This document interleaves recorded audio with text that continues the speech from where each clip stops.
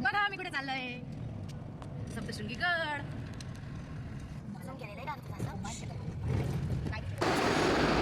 आम्ही जात आहे आता सप्तशृंगी गडावर. नांदुरी गावामधून जावं लागतं. खाली गेट दिलेले असतं, त्या गेटवरून वरती पहाडावर जाण्यासाठी घाट केलेला आहे तयार. मग आम्ही असा गेटमधून प्रवेश केला आणि मग खूप उंच आहे, खूप वरती जावं लागतं.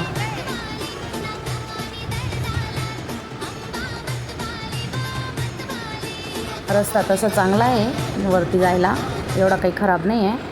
रस्त्यावर अशा काही हॉटेल वगैरे लागतात,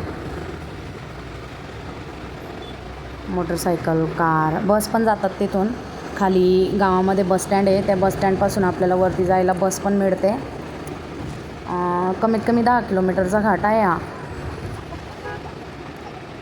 खूप मस्त वाटतं वरती जायला, पहाडामधून रस्ता आहे ना, छान वाटतं.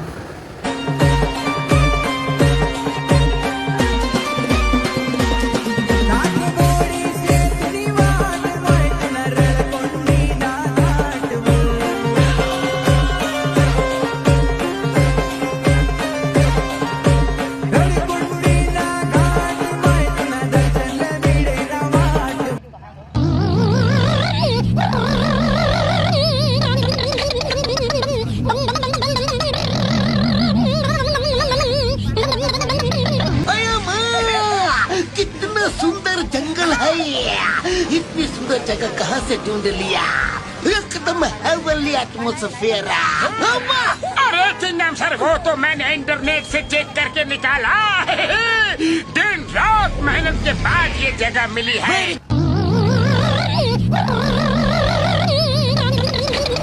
वरती जात असताना बघा खाली कसं गाव दिसतं, किती छोटे छोटे घरं दिसतात. आणि इथं पहाडाला आहे ना, त्यांनी अशा जाड्या बांधलेल्या आहेत. आता पावसाळ्यामध्ये तिथं दरड कोसळतात, त्यामुळे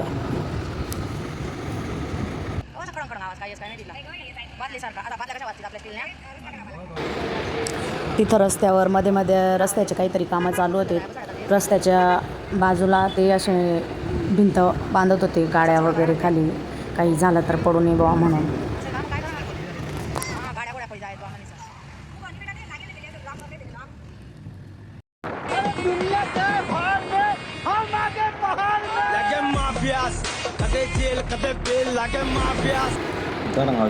व्हिडिओ घेत असताना अचानक माझ्यासमोर एकदम मोठं वळण आलं आणि मी घाबरलीच थोडीशी.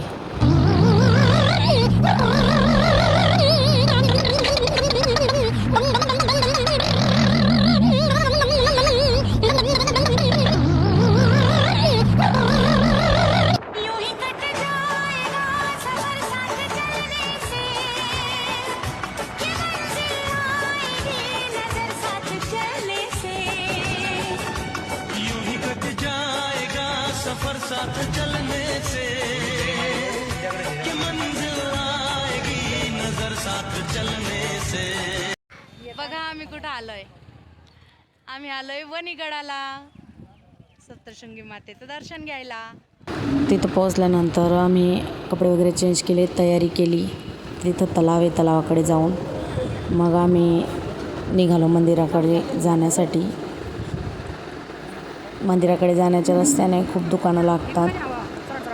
तिथं असे पावसाळ्यामुळे तिथं कागद टाकलेले आहेत वरती की पाऊस लागू नये म्हणून. आम्ही निघालो मग रस्त्याने जायला हळूहळू, दुकानं वगैरे बघत. दुपारचे 11:30 वाजलेले होते जेव्हा आम्ही मंदिराकडे गेलो. म्हणजे 11:30 वाजेला आम्ही वरती पायऱ्या चढायला सुरुवात केली होती.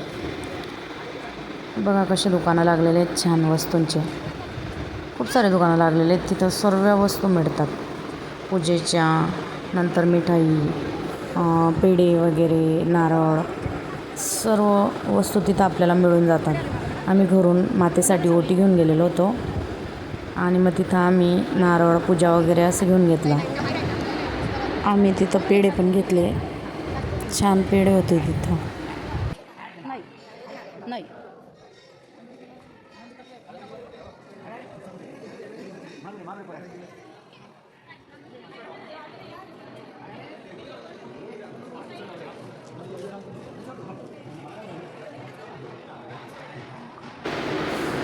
इथं खाली आपल्याला पहिली पायरी लागते. त्या पहिली पायरीच्या ठिकाणी आम्ही पाया पडून डोकं ठेवून मग वरती गडावर चढायला सुरुवात केली. गडाच्या एकूण पायऱ्या किती आहेत ते मला एक्झॅक्ट नाही सांगता येणार, पण भरपूर वरती आहे. आमच्या शिवला पहिल्यांदा आम्ही गडावर आणलं पाया पडण्यासाठी. त्यालाच आणायचं होतं म्हणून त्याच्याच निमित्ताने आम्ही आलेलो होतो गडावर. तो पण चढला काही पायऱ्या त्याचा.